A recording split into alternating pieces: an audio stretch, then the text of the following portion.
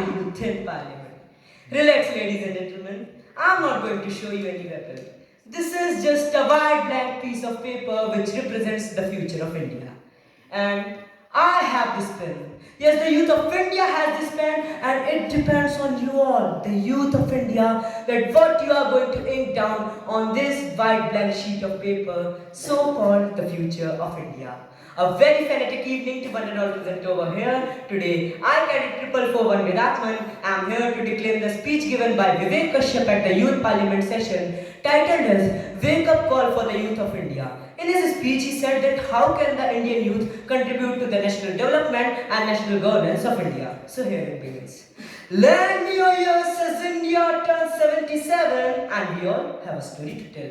The countdown starts every millisecond, every second, every minute, and every hour, tickled with hopes, aspirations, and prayers of millions. Scientists crossed their fingers, fire kindled in their heart, and through the vastness of this moonlit path, the Chandrayaan series entered.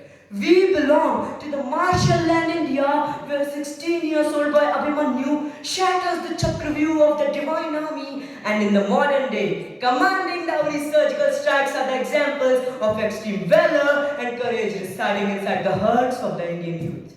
So from this we can say that India is a proud nation. Really? Is India really a proud nation? In the midst of all this happiness, let us not forget to picturize the current scenario of our nation. Lack of clean drinking water to poverty, unemployment to the degrading state of India in Human Development and Innovation Index. All this can be covered up. Believe me, all this can be covered up, but it is a sad reality that in spite of all the missions we had, in spite of all the policies we had, in spite of all the efforts we made, still in the eastern Singham, 10 kilometers away from Jamshedpur, there lies the contaminated Godra River. The truth needs to be told. The truth needs to be told when river Damodar and Swarnarekha are being called and calculated to be the dead rivers of India. Yes, the truth needs to be told that what we want today is the individual responsibility of taking leadership, which is the dire need to seize the momentum to save the dying India. Now let me give you an example of a mere 12 years old boy from the streets of Hyderabad, Ravi Teja. He took the initiative to fix all the potholes in the streets of Hyderabad after witnessing a fatal accident.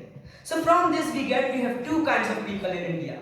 The first, who sees the potholes and chooses to ignore by saying, you know what, India chalta hai. And one of the other type, the Ravi Teja type, which I want, which you want, which the whole India want, who instead of saying that India hai chalta hai, start saying Kam Chalu, and his beautiful dream of a sustainable future will only come to reality if the youth becomes healthy. Yes, instead of eating pizzas and burgers, you all should remember the oldest man to receive the Padma Award, 125 years old. Yes, I'm talking of Swami Shivananda. He didn't use any anti-aging creams, and he was the living example of old by age but youth by thoughts. And if you really want to bring that center of rectification, then the youth needs to choose Ram over Ram. The youth needs to become real heroes instead of real heroes. The youth needs to face great books instead of Facebook. The youth need not to follow Kabir Singh but start following the ideals of Saint Kabir. Then I can say that we can turn the dreams into reality.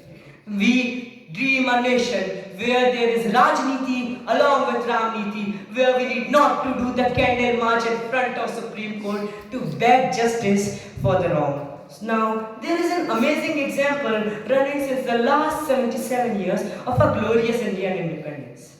We have Indian administrative services for bureaucrats. We have Indian police services for police officers. We have National Defense Academy for army officers. And for politicians, just vibes. They move in like an open mic night and become the ministers next day. So, what it would be like if I say Indian politician services with training, entrance examination, and maybe a little common sense. Now, I again want to emphasize on the same thing that we need not to have the youth parliaments.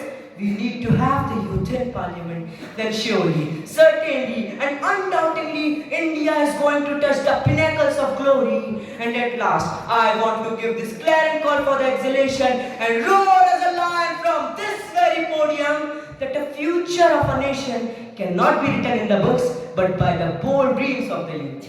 We have got the brains and energy to turn the dreams into reality and maybe even make the government work faster than a 30 minutes pizza delivery. If the Indian youth can survive board examinations, traffic jams and slow internet, we can surely handle this development. So let us not just wait for a change, let us be the update India needs. Version 2.0. Smarter, faster and with fewer bugs.